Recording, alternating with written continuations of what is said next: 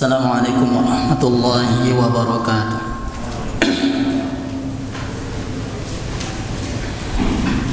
Alhamdulillahi rabbil alamin. Assalatu wassalamu ala rasulillah wa ala alihi wa ashabihi wa man tabi'ahum bi ihsanin ila yaumiddin. Ya ayyuhalladzina amanu taqullaha haqqa tuqatih wa la tamutunna illa wa antum muslimun. يا أيها الناس اتقوا ربكم الذي خلقكم من نفس واحدة وخلق منها زوجها وبث منهما رجالا كثيرا ونساء واتقوا الله الذي تساءلون به والأرحام إن الله كان عليكم رقيبا يا أيها الذين آمنوا اتقوا الله وقولوا قولا سديدا يصلح لكم أعمالكم ويغفر لكم ذنوبكم ومن يطع الله ورسوله فقد فاز فوزا عظيما أما بعد فإن أحسن الكلام كلام الله وخير الهدى هدى محمد صلى الله عليه وسلم وشر الأمور محدثاتها فإن كل محدثة بدعة وكل بدعة ضلالة wa kullu dhalalatin finnar. Para jemaah hadirin hadirat yang semoga dirahmati Allah tabaraka wa taala. Sebelum kita memulai pembahasan tentang bekal menyambut puasa Ramadan, maka kembali kita ingatkan bahwasanya hari ini kita duduk di majelis ilmu agama, majelis yang penuh dengan keberkahan, diliputi para malaikat Allah Subhanahu wa taala, yang penuh dengan ketenangan, dan ini betikkan dalam hati kita bahwasanya hari ini kita sedang beribadah kepada Allah Subhanahu wa taala. Kemudian kita ingatkan kembali untuk senantiasa menjaga adab-adab kita dalam menuntut ilmu agama. Wabil adabi tafhamul ilma wa bihi tahsulu ala barakatil ilm. Dengan adab kita akan bisa memahami ilmu agama. Dengannya juga kita akan mendapatkan keberkahan ilmu yang selama ini kita tempuh. Para jemaah hadirin hadirat yang semoga dirahmati Allah tabaraka wa taala. Allah Subhanahu wa taala berfirman, Ya ayyuhalladzina amanu kutiba alaikumus siyamu kama kutiba alal ladzina min qablikum la'allakum tattaqun. Wahai orang-orang yang beriman, telah diwajibkan atas kalian untuk berpuasa sebagaimana umat-umat terdahulu. Untuk apa? Supaya kalian bertakwa kepada Allah Subhanahu wa taala. Dalam ayat ini jemaah, perhatikanlah lafaz-lafaz yang terdapat pada ayat ini. Yang pertama adalah seruan untuk orang-orang yang beriman kepada Allah Subhanahu wa taala. Dan iman di sini termasuk juga adalah ilmu agama. Dan di antara sebab kita mendapatkan tujuan dari puasa itu, yaitu bertakwa kepada Allah Subhanahu wa taala, maka hendaklah kita membangun puasa atau ibadah puasa Ramadan kita di atas ilmu agama. Tidaklah kita akan mendapatkan derajat takwa setelah kita melakukan puasa Ramadan kecuali dengannya. Kecuali dengan membangun puasa Ramadan kita di atas ilmu yang benar, ilmu yang diajarkan di dalam Al-Quran maupun yang diajarkan oleh Rasulullah sallallahu alaihi wasallam. Dan sudah kita sampaikan bahwasanya ayat ini dimulai dengan kalimat wahai orang-orang yang beriman. Dan di antara persiapan yang harus disiapkan untuk orang-orang yang menyambut bulan Ramadan adalah iman, akidah, tauhid. Karena tiadalah arti puasa Ramadan kita kalau kita iringi puasa tersebut dengan kesyirikan kepada Allah Subhanahu wa taala. Dan ini persiapan yang harus lebih kita persiapkan daripada persiapan materi untuk berbuka puasa, untuk sahur. Itu persiapan iman. Di antara iman di sini adalah meyakini akan janji-janji Allah Subhanahu wa taala yang telah Allah persiapkan untuk orang-orang yang berpuasa. Janji apa itu? Pahala-pahala yang sangat banyak untuk orang-orang yang berpuasa. Bahkan pahalanya tidak terbatas. Karena dalam puasa itu terkandung 3 bentuk kesabaran. Sedangkan Allah Subhanahu wa taala berfirman, "Innama yuwaffas sabiruna ajrahum bighairi hisab." Sesungguhnya Allah Subhanahu wa taala akan membalas orang-orang bersabar itu tanpa ada batasan pahala. Nah, ini harus kita yakini, harus kita imani akan hal ini. Sehingga Allah Subhanahu wa taala akan memudahkan kita untuk melakukan ibadah yang besar ini, ibadah puasa Ramadan yang termasuk rukun Islam. Dan lihat juga jemaah, ayat ini diturunkannya setelah hijrah Nabi sallallahu alaihi wasallam yang dinamakan dengan ayat Madaniyah. Ayat yang telah diturunkan oleh Allah Subhanahu wa taala setelah hijrahnya Nabi sallallahu alaihi wasallam. Ayat ini turun di tahun kedua Hijriah, di bulan Sya'ban, dan besoknya wajib berpuasa. Mengisyaratkan kepada kita semua bahwasanya bagaimana Nabi sallallahu alaihi wasallam sebelum hijrahnya ke Madinah, Nabi fokus untuk mengajarkan kepada para sahabat iman, akidah yang benar. Itulah yang menyebabkan para sahabat itu ketika masuk Ramadan, mereka benar-benar memanfaatkan betapa banyak ibadah-ibadah yang membuat kita tercengang yang mereka lakukan di bulan Ramadan. Dari sedekahnya, dari bacaan Al-Qur'annya di bulan Ramadan, dari solat malamnya, kita akan tercengang. Kenapa demikian? Karena telah tertancap akidah, tauhid, iman yang kuat dalam dada-dada mereka. 13 tahun Rasulullah sallallahu alaihi wasallam menancapkan tauhid ke dalam dada-dada para sahabat, baru diwajibkan untuk berpuasa Ramadan. Persiapkanlah iman jemaah. Para jemaah hormati Allah tabaraka wa taala. Pembahasan yang pertama mengenai bekal menyambut bulan Ramadan adalah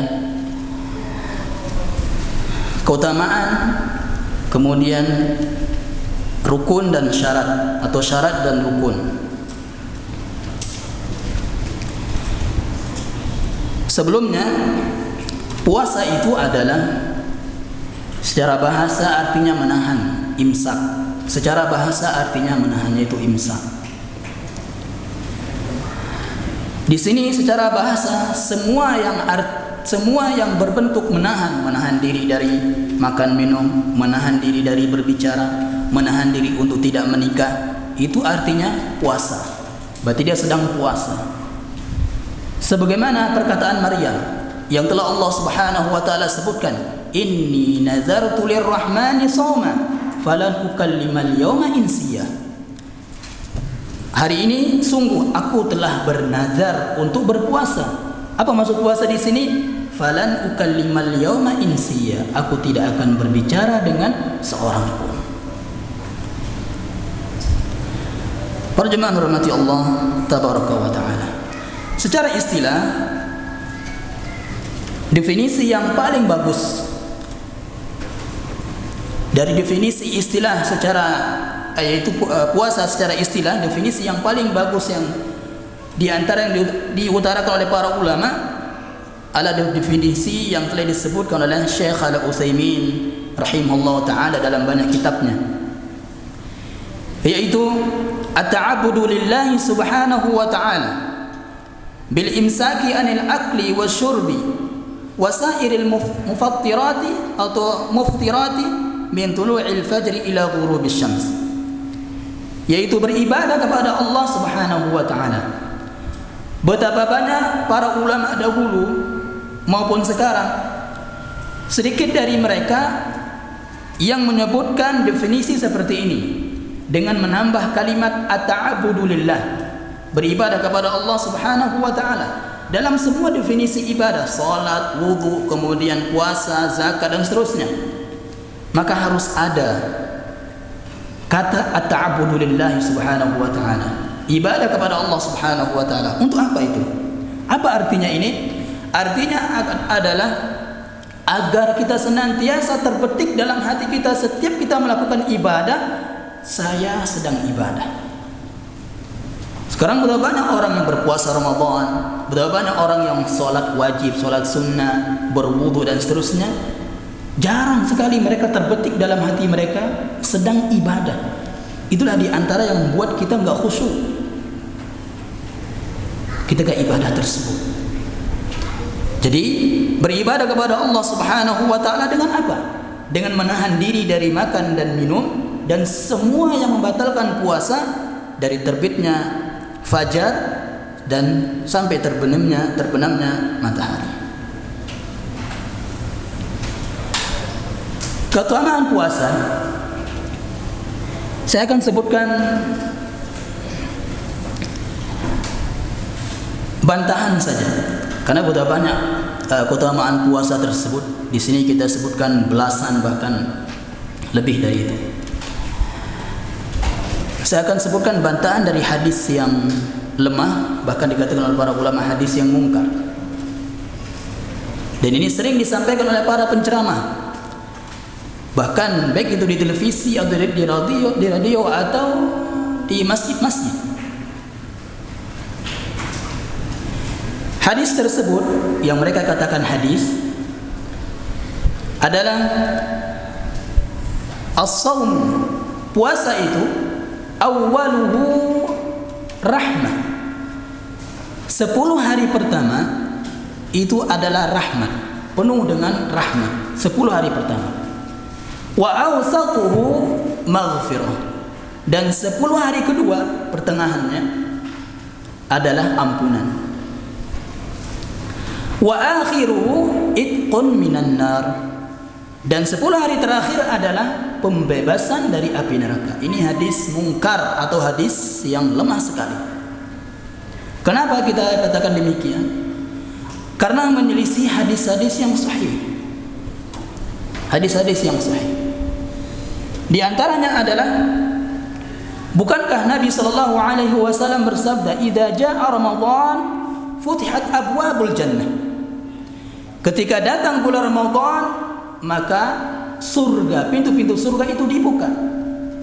Ini menunjukkan bahwasanya rahmat Allah Subhanahu wa taala itu dibuka. Bukankah surga itu di antara bentuk rahmat Allah Subhanahu wa taala? Jadi setiap hari Ramadan ya, itu penuh dengan kerahmatan. Penuh dengan kerahmatan. Tidak boleh membatasi hanya 10 hari saja. Sungguh merugi orang berpuasa kalau demikian. Kemudian juga hadis yang kedua yang membantah bahwasanya 10 hari kedua itu adalah ampunan, tidak ada rahmat, tidak ada pembebasan api neraka. Bantahannya adalah Rasulullah sallallahu alaihi wasallam bersabda, "Man shoma ramadhana imanan wa ihtisaban ghufira lahu ma taqaddama min dhanbi." Siapa saja yang berpuasa Ramadan dengan iman, kemudian dengan mengharap pahala, ikhlas kepada Allah Subhanahu wa taala, maka dia akan diampuni. Jadi setiap dia berpuasa di bulan Ramadan tersebut, maka akan diampuni. Ini bantahannya. Jadi tidak hanya di 10 pertengahan saja ada ampunan Allah Subhanahu wa taala. Kemudian bantahan yang ketiga, bahwasanya di hari terakhir atau 10 hari terakhir itu adalah hanya pembebasan api neraka saja. Bantahannya adalah Rasulullah sallallahu alaihi wasallam bersabda, "Inna Allah tabaraka wa ta'ala, inna lillahi tabaraka wa ta'ala utaqa'a fi kulli yawmin wa laylah." Sesungguhnya Allah Subhanahu wa taala di setiap hari dan setiap malam bulan Ramadan itu ada di antara manusia yang dibebaskan dari api neraka. Jadi setiap hari, setiap hari 30 hari atau 29 hari bulan Ramadan itu terdapat pembebasan api neraka. Jadi bukan hanya di 10 terakhir saja. Ya, sekali lagi itu hadis yang sangat-sangat menyelisihi hadis-hadis yang sahih yang sudah kita sebutkan di atas.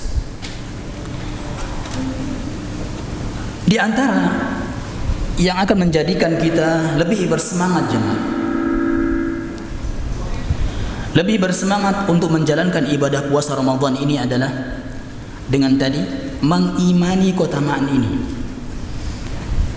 Dan ini juga termasuk iman kepada perkara gaib jemaah.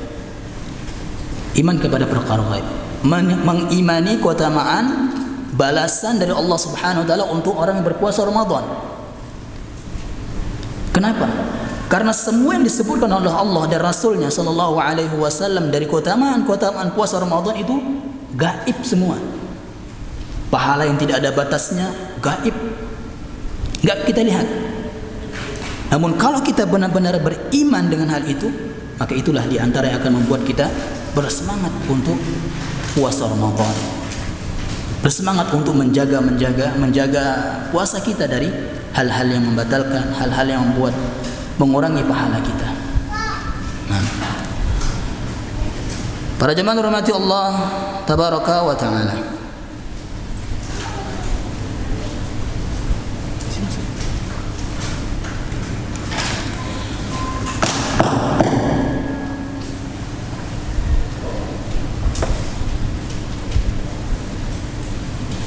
Selanjutnya adalah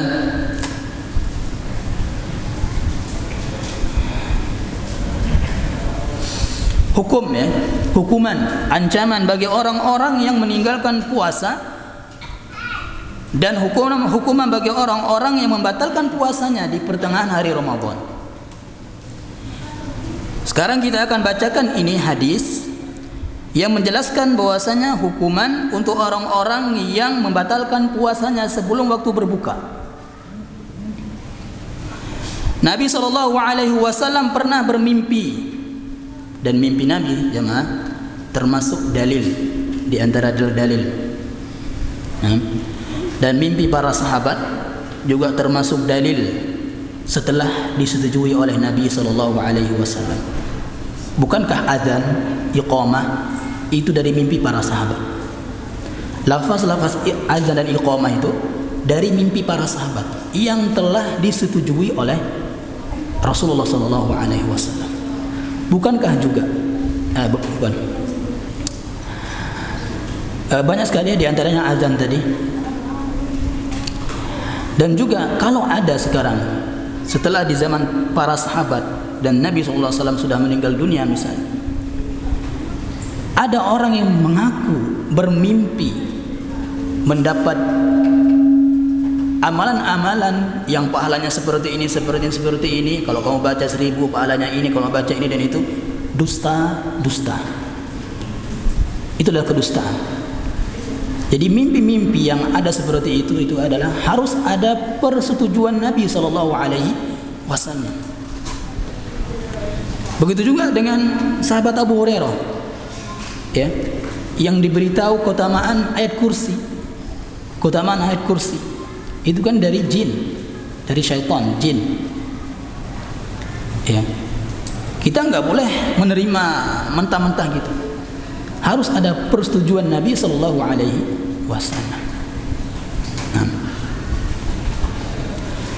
Jadi Nabi SAW bermimpi dibawa oleh 2 malaikat untuk menaiki sebuah tempat yang sangat terjal, yang sangat tinggi. Kemudian di saat Rasulullah SAW sampai di tempat yang tertentu, Rasulullah mendengar suara teriakan yang sangat keras. Rasulullah pun bertanya kepada 2 malaikat itu, ini teriakan apa? Malaikat itu menjawab, ini teriakan penghuni neraka.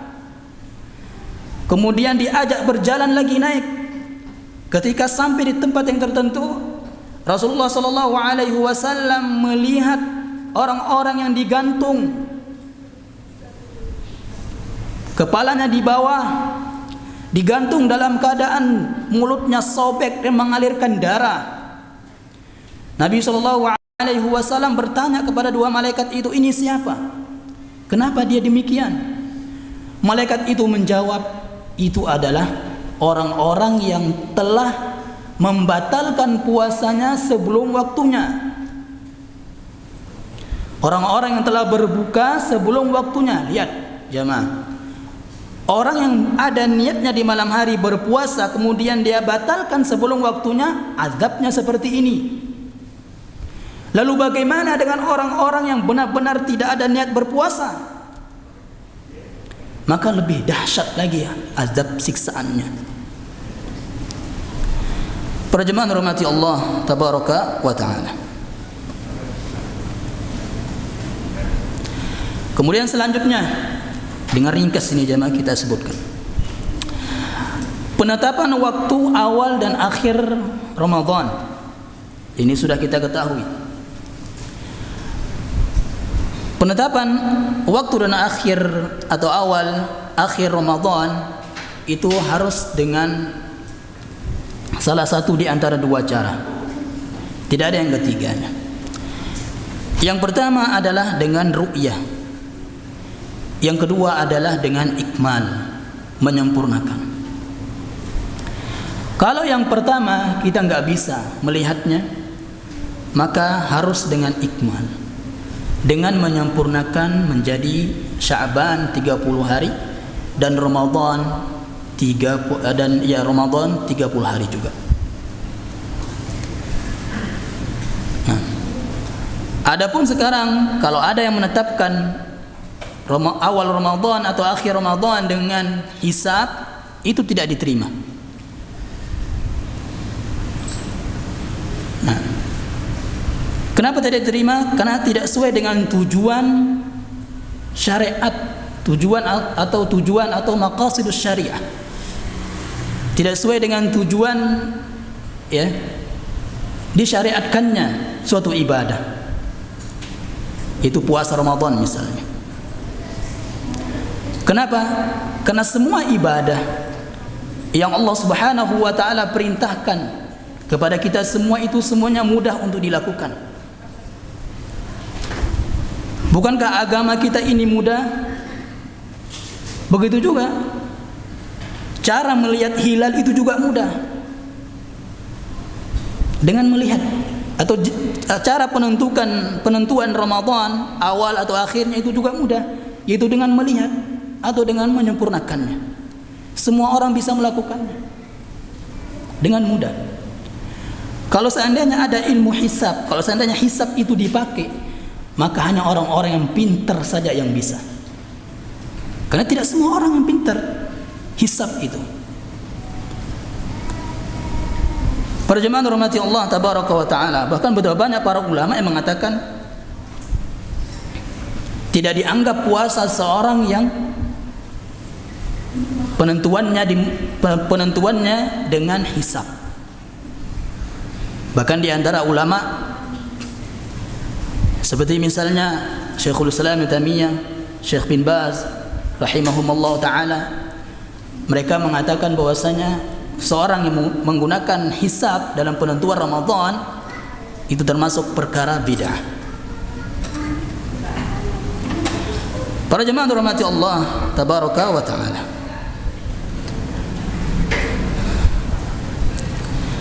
Kemudian selanjutnya, sekarang kita akan ke rukun dan syarat. Ini secara singkat saja.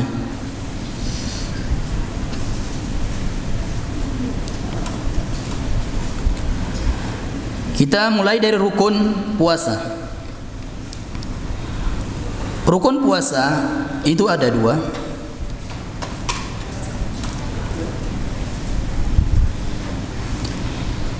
Diambil dari definisi puasa yang sudah kita sebutkan di atas.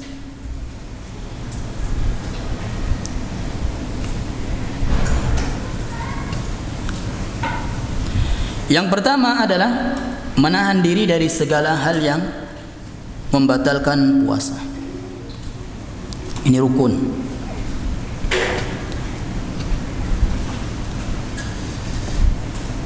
Jadi kita bahas rukun dulu baru syaratnya.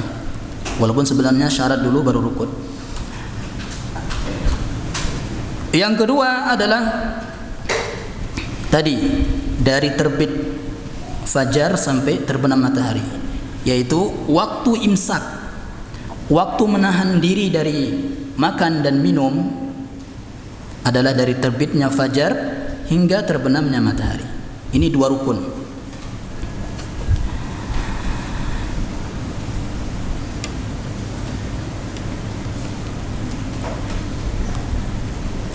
Nah, sekarang kita akan bahas satu persatu. Yang pertama, rukun yang pertama adalah menahan diri dari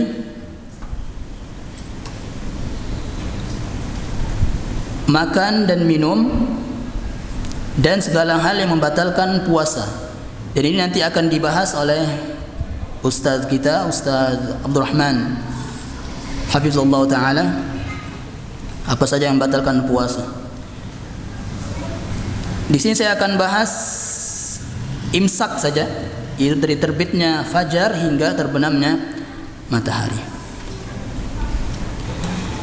Ketahuilah jemaah, fajar itu ada dua, ada namanya fajar kadzib dan fajar shadiq. Dan fajar yang dimaksud untuk kita mulai menahan adalah fajar shadiq. Dan fajar shadiq inilah tibalah waktu subuh. Ya, tibalah waktu subuh.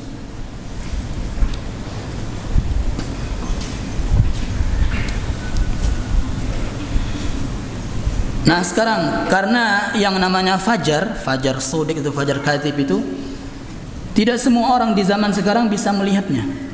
Karena banyaknya bangunan-bangunan yang tinggi, kemudian banyaknya lampu-lampu buatan sekarang, listrik. Ya, sehingga kita terhalang. Kecuali kalau orang yang pergi di tengah laut sana, ya.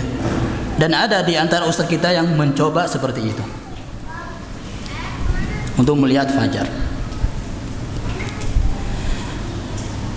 Oleh karena itu timbullah pertanyaan, bolehkah awal waktu imsak, waktu menahan diri makan minum, dan waktu berbuka itu berpatokan dengan jadwal sholat modern, jadwal sholat yang telah disebarkan oleh MUI? Ya, kan di setiap daerah itu pasti disebarkan, ya, pasti disebarkan. Waktu imsak, bolehkah kita berpatokan waktu imsak kita dengan yang disebarkan oleh MUI itu? Namun lihat di sini jemaah, yang disebarkan itu kan ada waktu imsak, waktu subuh, waktu syuruk, waktu ini dan seterusnya. Kan ada kolom-kolom itu. Yang kita maksud di sini bukan waktu imsaknya itu, tapi waktu subuhnya. Ya, nanti kita akan bahas di sini. Ya, waktu subuhnya itu yang kita maksud, ya. Nah, bolehkah kita berpatokan dengan itu? Maka kita katakan boleh. Ya, bolehnya kita berpatokan waktu kita imsak, kemudian waktu kita berbuka dengan jadwal salat yang sudah disebarkan. Namun ingat jadwal itu, ya, jadwal yang per bulan, ya. Sekarang kan ada jadwal yang seumur hidup atau jadwal satu masa, ya. Dan itu nggak boleh digunakan itu. Nah. Dan alhamdulillah sekarang dimudahkan, ya. Di HP kita ada semua itu, di HP kita.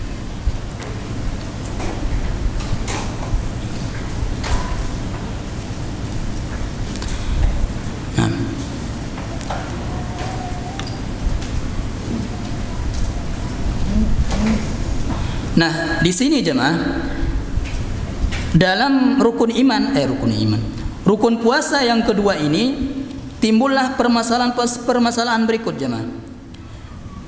Yang pertama adalah jika ada seorang misalnya makan sahur, Kemudian terdengarlah suara azan subuh. Ingat, terdengar suara azan subuh ya. Bukan terdengar teriakan-teriakan waktu imsak telah tiba, waktu imsak telah tiba, bukan. Tapi waktu subuh azan ya. Yang menandakan bahwasanya fajar sudah terlihat, sedangkan di dalam mulut masih tersisa satu suap nasi. Apakah kita mengatakan ini kan tanggung, atau bahkan kita belum minum kan nanti keselak, misalnya. Apa yang harus kita lakukan? Maka yang harus kita lakukan adalah membuang nasi tersebut, satu suapan tersebut, tidak boleh ditelan, tidak boleh ditelan, dengan dua alasan. Yang pertama adalah hadis Nabi SAW, atau firman Allah Subhanahu wa taala, "Kulu washrabu hatta yatabayyana lakumul khaytu al-abyad minal khaytil aswad." Makan dan minumlah kalian sampai waktu fajar, maksudnya sampai waktu subuh. Nah, kalau sudah terdengar azan subuh, maka habislah waktu sahur. Walaupun di dalam mulut kita masih ada tersisa sesuap nasi, nggak boleh kita mengatakan tanggung, nggak boleh. Ya. Dalam hadis banyak sekali disebutkan. Kemudian juga kalau ada pertanyaan misalnya, bagaimana dengan hadis Nabi SAW, "Idza sami'a ahadukum an-nidaa", kalau salah seorang di antara kalian mendengar suara azan subuh atau azan misalnya, mendengar azan, di sini sebut an-nida, azan, wa ala yadihi ina'un, dan di tangannya ada satu gelas air misalnya, atau di tangannya ada satu suap nasi, fala yadh'u hatta yaqdiya hajatah, jangan ia tinggalkan satu gelas air atau satu suap nasi itu sampai dia memenuhi hajatnya. Ya. Secara tekstual hadis ini menunjukkan bahwasanya bolehnya kita makan walaupun kita sudah dengar azan. Nah, tapi para ulama memandang dengan dua pandangan hadis ini. Karena kenapa? Tadi menyelisih ayat yang kita baca. Pandangan yang pertama, para ulama mengatakan bahwasanya Imam Ibnu Hatim dia mengatakan hadis ini terdapat cacat, sehingga sebagian ulama melemahkannya, hadis di atas. Yang kedua, katakanlah hadis itu sahih, katakanlah hadis itu sahih, maka dibawa ke perbuatan yang lain. Azan yang dimaksud adalah azan yang pertama. Ini sebagaimana jumhur ulama mengatakan demikian. Ya. Jadi yang dimaksud dengan azan di atas adalah azan yang pertama. Kan di zaman Nabi SAW kan ada dua azan. Yang pertama adalah azannya Bilal, yang kedua adalah azan Ibnu Ummi Maktum. Itu di bulan Ramadan. Makanya para ulama mengatakan disunnahkannya kalau subuh itu ada dua muadzin. Ini sudah kita bahas di fikih azan. Nah, jadi sekarang jangan kita macam-macam. Ya gara-gara ada hadis ini, wah nggak apa-apa, masih subuh, ya masih baru azan, belum selesai. Ya nggak boleh. Ya. Bahkan Imam Nawawi juga mengatakan harus falyalfadhu. Ya, harus memuntahkannya, harus membuangnya, walaupun sesuap nasi.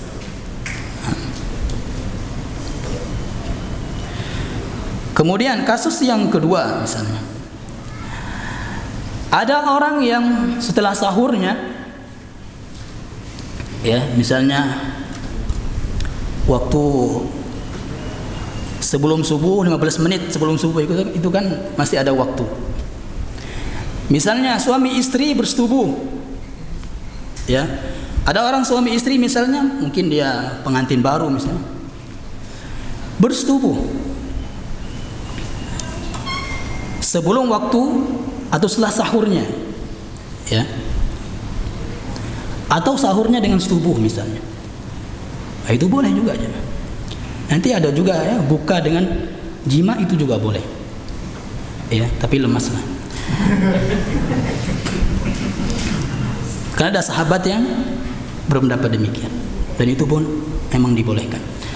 Jadi kalau ada orang yang bersetubuh misalnya sebelum sahurnya, ya, sebelum sahurnya, kemudian di pertengahan jimanya, ya, dia mendengar azan subuh, apa yang harus dia lakukan? Padahal dia belum orgasme, ya, belum merasakan kenikmatan. Makanya kata para ulama, wajib untuk berhenti, ya. Kalau secara literal kita terjemahkan perkataan Imam An-Nawawi rahimahullah dalam kitabnya Al-Majmu', ya, wajib untuk naza'. Naza' itu, mohon maaf, mencabutnya, ya, wajib.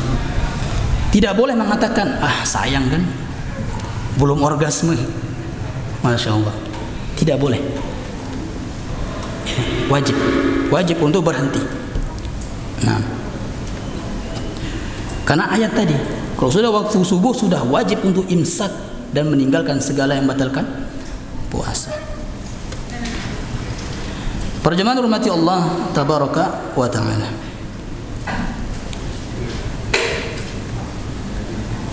Dan masih banyak lagi, karena waktu tidak mungkin kita sampaikannya. Kita kebut saja ke syarat. Syarat puasa. Di sini kita bagi ya syarat itu sebagaimana mazhab Syafi'iyah. Ya. Mereka membagi syarat jadi dua. Ada syarat wajib, ada syarat sah. Ya. Namun kita sebutkan secara umum di sini.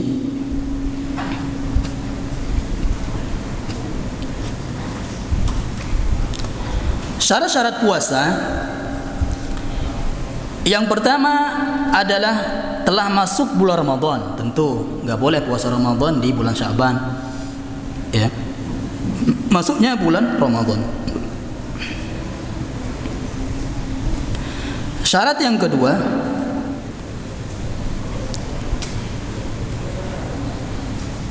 adalah Islam.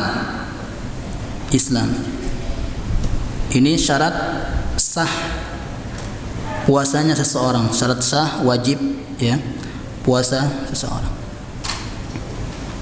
yaitu Islam. Jadi kalau ada orang kafir misalnya dia ikut sahur, ya, sepertinya ada emang ya, ada orang kafir dahulu di Lombok itu, dia orang Hindu kafir,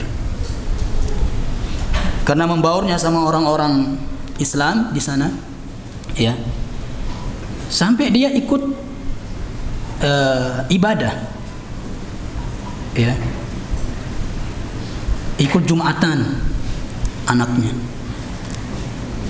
bapaknya ikut tahlilan, ya, bapaknya ikut tahlilan, udah kafir, bid'ah lagi. Iya, iya. Jadi kafir itu nggak ada manfaatnya, ya. Walaupun dia nanti di akhirat, ya, kalau dia meninggal dalam keadaan kafir, orang kafir itu di akhirat dia akan berlipat-lipat ganda azabnya, ya. Di antara azabnya adalah azab karena dia tidak beriman kepada Allah dan Rasul, azab karena dia meninggalkan ibadah-ibadah, puasa, salat, wudu dan seterusnya. Walaupun kalau dia berwudu nggak sah, meskipun demikian, tapi dia akan diazab gara-gara itu. Dalilnya, ma salaqakum fi saqar. Kenapa kamu terjerumus dalam api neraka?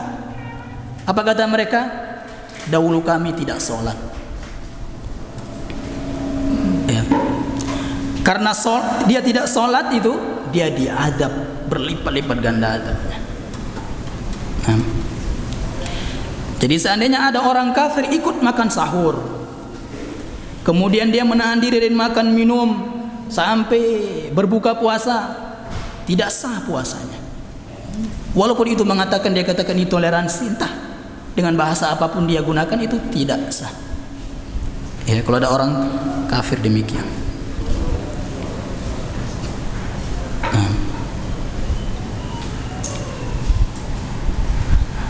Nah, sekarang berkaitan dengan orang-orang kafir.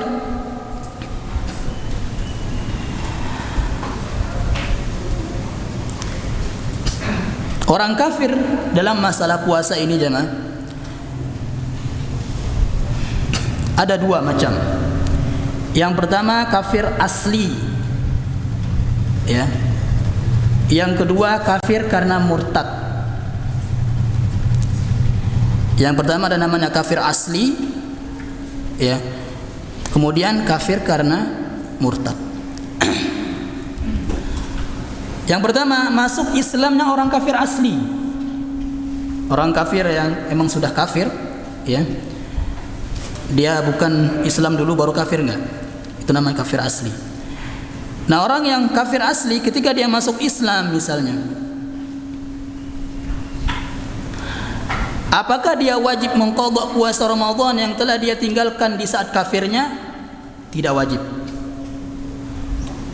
Ya, tidak wajib karena ayat Al-Qur'an. Dalam surah Al-Anfal ayat 38. Qul lil ladzina kafaru iyantahu yughfar lahum ma qad salaf. Katakanlah kepada orang-orang yang kafir ketika mereka berhenti, maksudnya masuk Islam, maka semua dosa-dosanya akan diampuni. Dan betapa banyak orang-orang atau para sahabat dahulu yang asalnya adalah kafir masuk Islam, Rasulullah enggak pernah mengatakan perintahkan kepada para sahabat itu untuk mengqadha puasa mereka, ya, mengqadha salat mereka, enggak. Nah,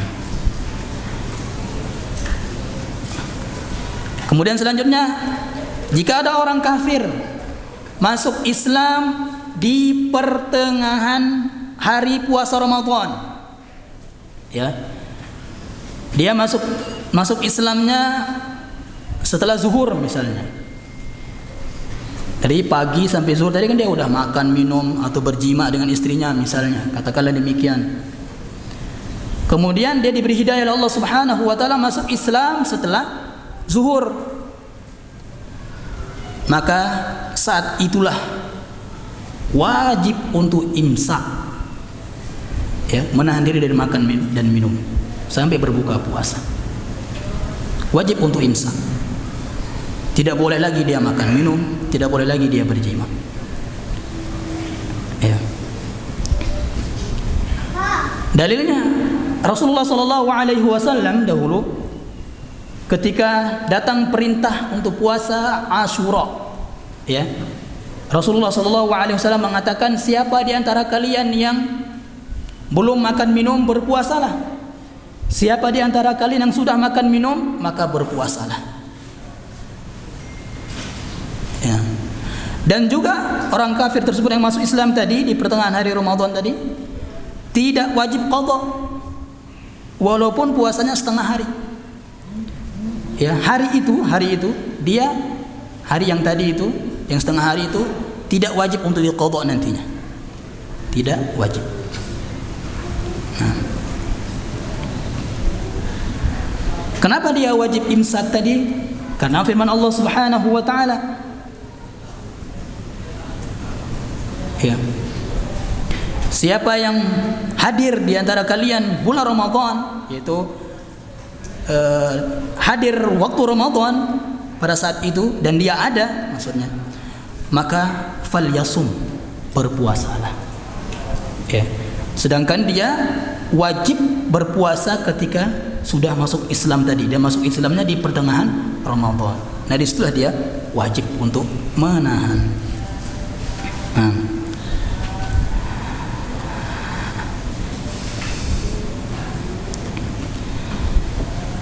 Selanjutnya, sekarang masuk Islamnya orang kafir yang dulunya murtad, ya.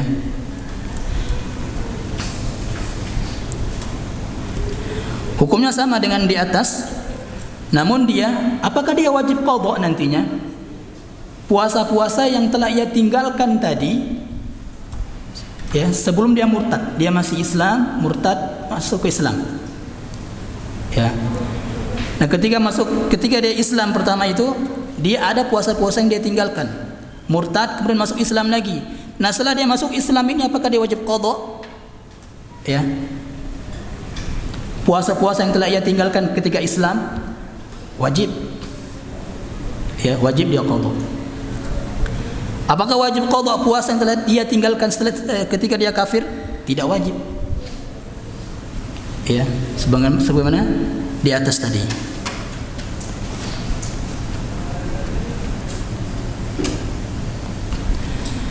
Kemudian juga jemaah, murtad termasuk pembatal puasa. Nanti akan disebutkan insyaallah mungkin. Murtad termasuk pembatal puasa. Ya.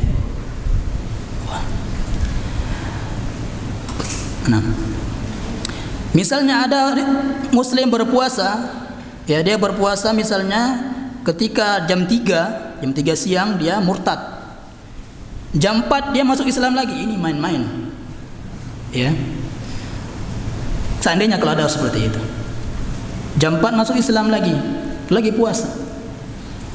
Maka dia wajib imsak, namun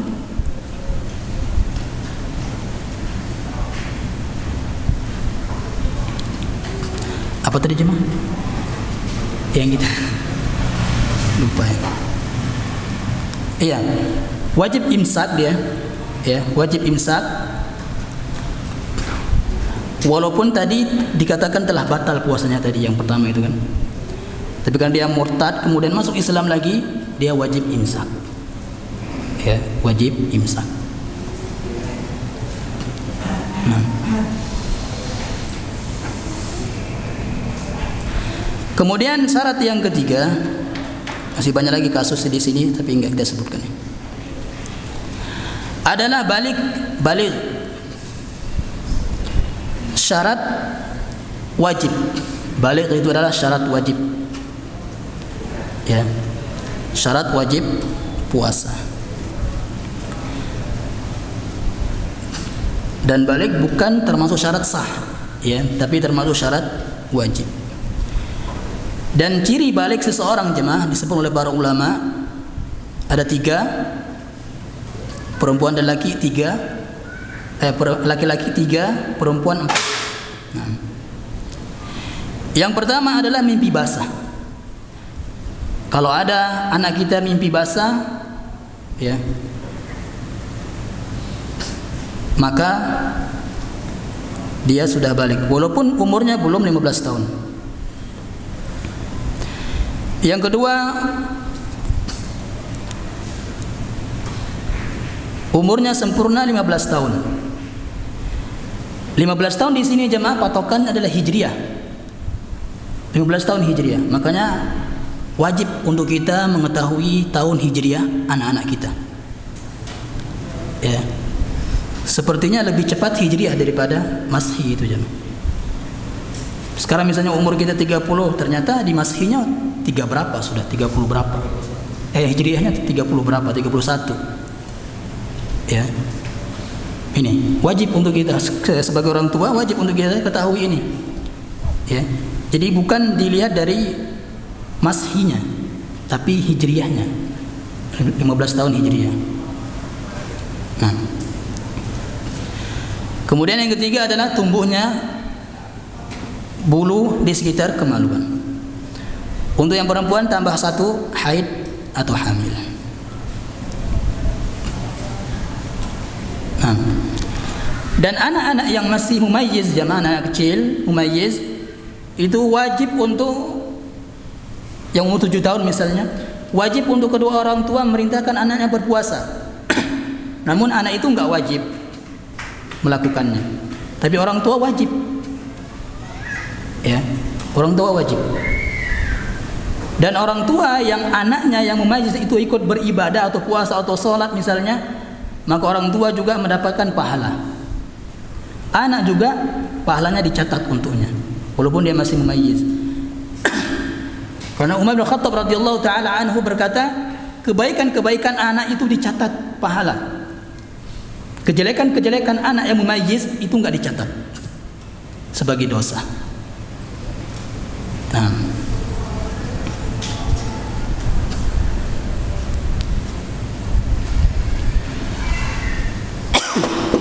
kemudian yang keempat, berakal. Atau sebelumnya jemaah, ada satu kasus tentang tadi yang balik tadi. Misalnya anak kita mimpi basah ini di pertengahan hari Ramadan. Ya, anak kita mimpi basah di pertengahan hari Ramadan. Maka dia setelah dia mandi junub dan seterusnya, wajib untuk imsak. Ya, wajib dia untuk imsak tadi, untuk menahan diri dari makan dan minum. Karena saat itulah dia wajib berpuasa. Sebagaimana orang kafir tadi yang masuk Islam. Ya. Yang keempat adalah berakal. Ini syarat sah dan wajib. Nah, ya orang gila, kalau ada orang gila berpuasa maka enggak wajib dan tidak sah puasanya. Ya.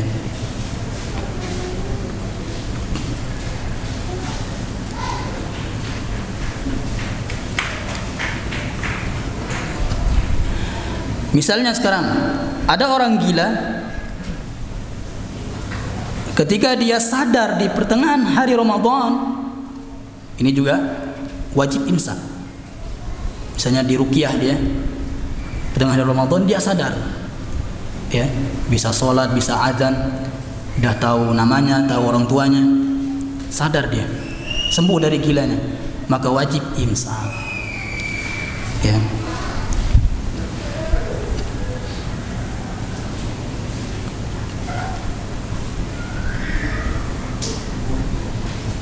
Nah, kemudian selanjutnya di antara yang termasuk hukum-hukum yang berkaitan dengan gila ini jemaah, ada namanya al-atah.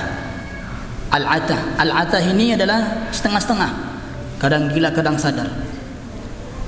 Maka dihukumi sama. Ya, dia gila, enggak mungkin di waktu gilanya dia enggak puasa, di waktu sadarnya dia puasa. Itu kan hancur jadinya. Al-atah. Ada namanya al-mukharrif. Al-mukharrif itu adalah orang yang hilang akal karena pikun. Ya. Jadi ada orang tua, ya. Misalnya orang tua itu pikun, enggak tahu dirinya sudah seperti anak kecil, udah ngompol misalnya. Seperti anak kecil. Hilang akalnya karena pikun, maka dia enggak wajib puasa dan enggak wajib bayar fidyah. Sebagaimana anak kecil enggak wajib sholat, ya, dan tidak wajib anak-anaknya untuk mengqadha sholatnya.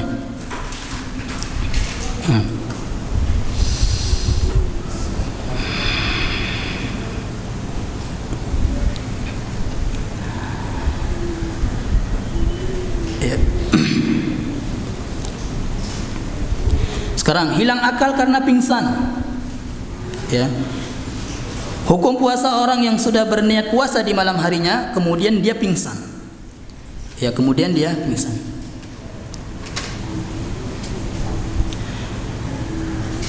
Kalau dia pingsannya 1 hari full, ya, buka puasa dia bangun, ya, sadar dari pingsannya, maka puasanya pada hari itu enggak sah dia, enggak dihitung puasa dia. Ya, tidak dihitung puasa. Kalau tadi dia di malam hari dia udah niat puasa, udah makan sahur, kemudian kemudian pingsan, la qadarallahu alaina. Kemudian dia pingsan misalnya.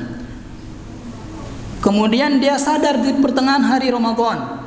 Maka dia kalau dia mampu wajib untuk melanjutkan puasanya. Ya. Dan itu terhitung sah. Terhitung sah.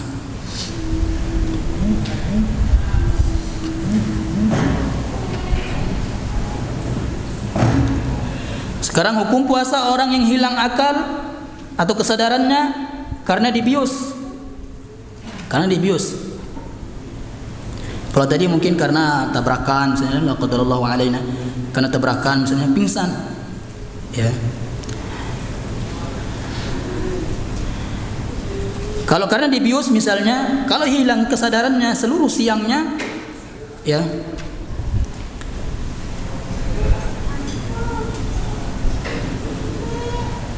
maka puasanya tidak sah. Ya, puasanya tidak sah. Ya seperti yang pingsan tadi ya. Kalau hilang kesadarannya karena dibius, bukan pada keseluruhan siang, ya. Misalnya 5 menit dia siuman, 5 menit sebelum buka puasa, sah puasanya. Ya. Namun jangan pura-pura ya. Nah, puasanya sah.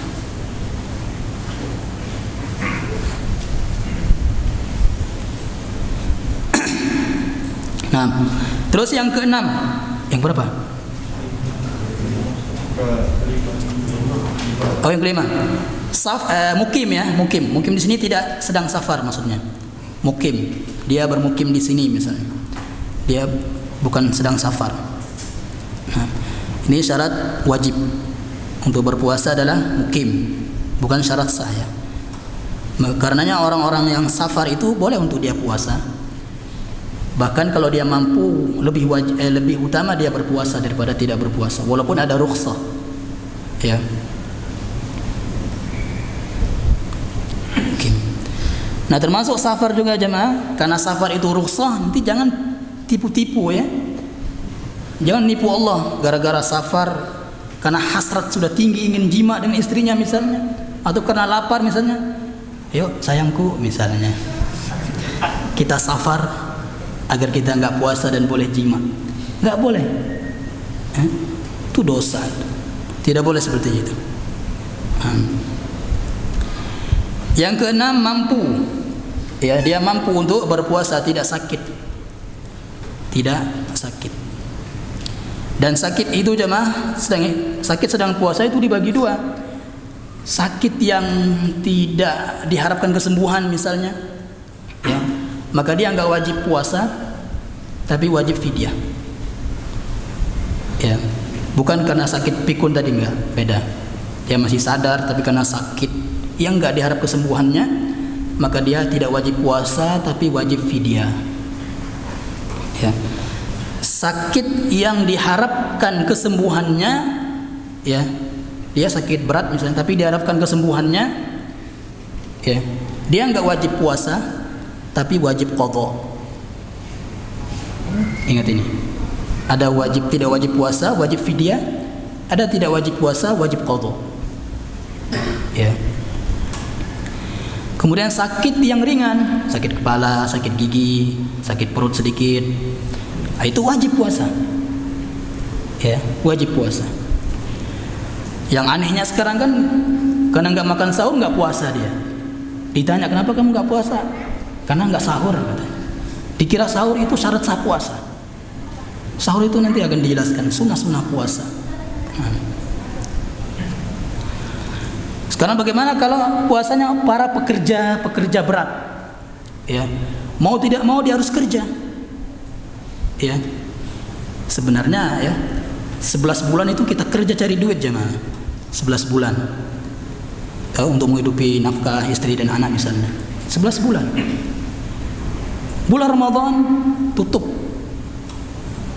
Masa 11 bulan duit 11 bulan itu enggak cukup untuk Ramadan? Ya, bulan Ramadan itu tutup untuk fokus ibadah kepada Allah Subhanahu wa taala. Itu aslinya. Ya. Jadi para pekerja berat misalnya, seandainya mau tidak mau dia harus bekerja, ya, padahal kerjanya itu berat misalnya, maka dia boleh tidak berpuasa. Ya. Kalau enggak kerja enggak bisa makan anak istrinya. Kalau dia puasa juga sambil kerja dia akan binasa misalnya. Maka dia boleh tidak berpuasa tapi wajib qadha. Nah. Yang ketujuh, suci dari haid dan nifas. Suci dari haid dan nifas. Nah, suci dari haid dan nifas.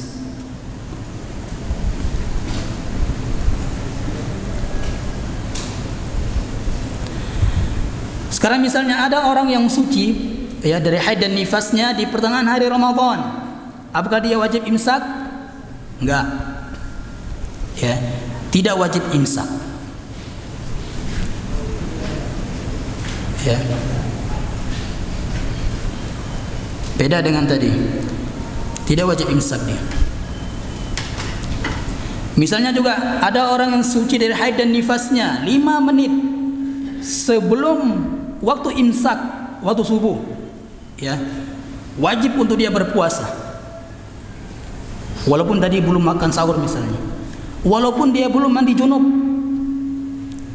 ya, wajib untuk berpuasa. Yang terakhir, berniat, ya, berniat. Niat dalam puasa termasuk syarat sah puasa seorang, ya, termasuk syarat sah puasa seorang. Dan tempat niat jemaah di hati. Enggak boleh melafazkan nawaitu shauma ghadin an ada'i fardhi syahr Ramadan dan seterusnya misalnya. Itu termasuk kebid'ahan. Ya. Sebagaimana yang dikatakan oleh Imam Nawawi, wala yushtaratun nutqu bila khilaf. Tidak disyaratkan ketika berniat puasa itu diucapkan. Ini Imam Nawawi rahimahullah. Imam Asy-Syarbini mengatakan wa mahalluhal qalbu, tempatnya dalam hati. Wala takfi bil lisan qad wala yushtaratu talaffuz. Ya, tidak disyaratkan melafazkannya. Ini mazhab Syafi'iyah semua. Mazhab Syafi'i. Tidak disyaratkan melafazkannya. Sekarang kan ada orang karena enggak melafazkan puasanya, dia enggak puasa misalnya. Ya. Dia enggak yakin akan sah tidaknya puasanya. Padahal sudah sahur 2 piring misalnya kan. Nah, jadi dalam hati. Adapun orang yang berdalil dengan bolehnya melafazkan dengan ucapan Nabi sallallahu alaihi wasallam, "Idzan inni shaim." Ketika Nabi sallallahu alaihi wasallam mencari makanan di Aisyah radhiyallahu taala anha, adakah yang kita makan hari ini? Kata Aisyah, enggak ada. Idzan inni shaim. Nabi mengatakan kalau gitu saya berpuasa. Perkataan ini yang mereka pakai dalil bolehnya melafazkan niat. Itu buktinya Rasulullah mengatakan kalau gitu saya puasa. Dilafazkan. Itu maksudnya adalah pengkhabaran saja, mengabarkan bahwa Nabi akan puasa. Ya, bukan niat. Nah.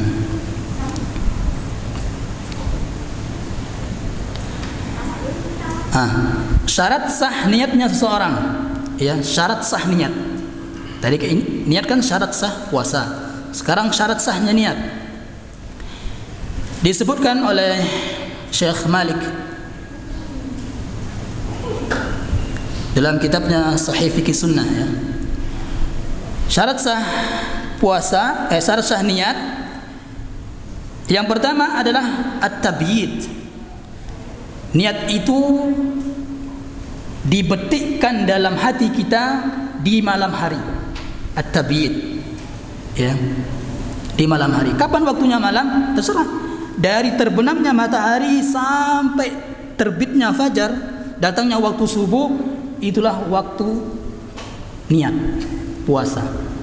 Ya. Tidak boleh mengkhususkan. Kan ada orang sekarang habis tarawih dia mau witir, ayo berjamaah kita niat puasa. Nawaitu shauma ghadin. Enggak. Itu mengkhususkannya. Tidak boleh. Ya. Ya tabiin. Rasulullah sallallahu alaihi wasallam bersabda, "Man lam yubayyitis siyama fala siyama lahu." Siapa yang tidak mentabyid, tidak berniat di malam hari, maka tidak ada puasa baginya. Ya.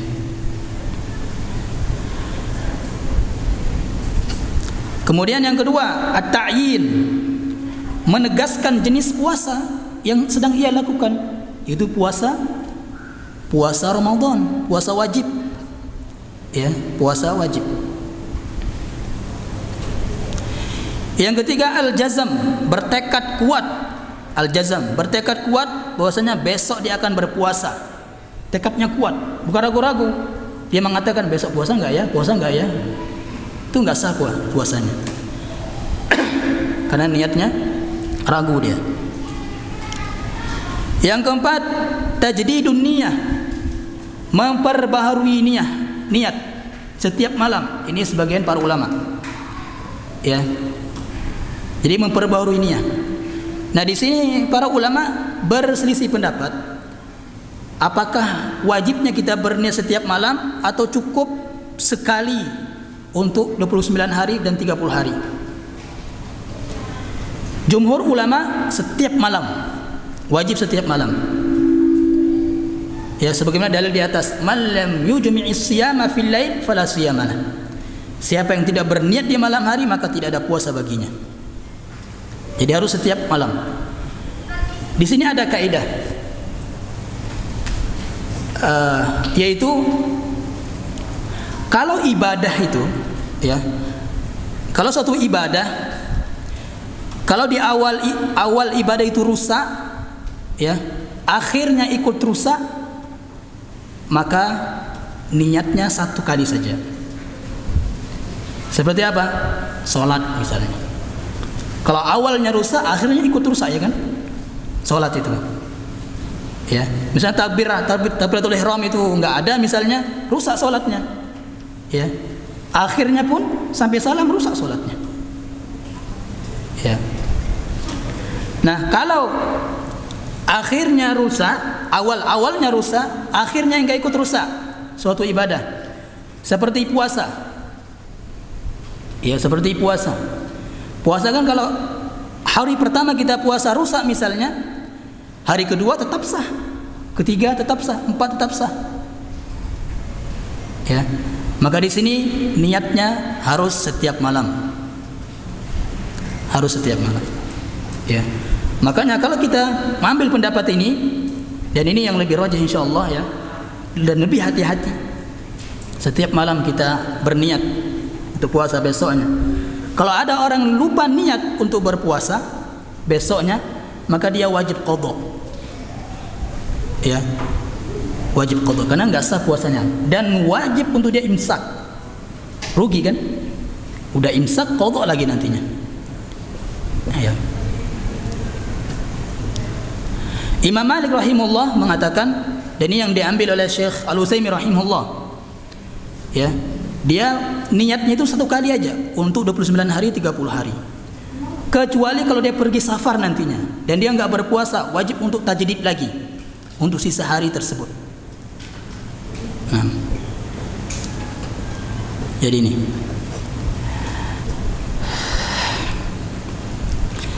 mungkin ini saja. Masih banyak lagi kasus-kasus yang belum kita sebutkan di sini karena waktu yang tidak bisa kita sampaikan untuk hari ini, dan semoga nanti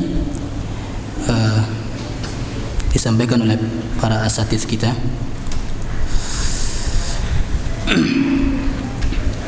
Ya, ini sudah lewat waktunya sebenarnya. Insyaallah, semoga apa yang kita sampaikan tentang rukun, syarat dan seterusnya ini bisa sebagai ilmu kita nantinya insyaallah untuk melakukan ibadah puasa Ramadan. Subhanallah bihamdika asyhadu an la ilaha illa anta astaghfiruka wa atubu ilaik. Assalamualaikum warahmatullahi wabarakatuh.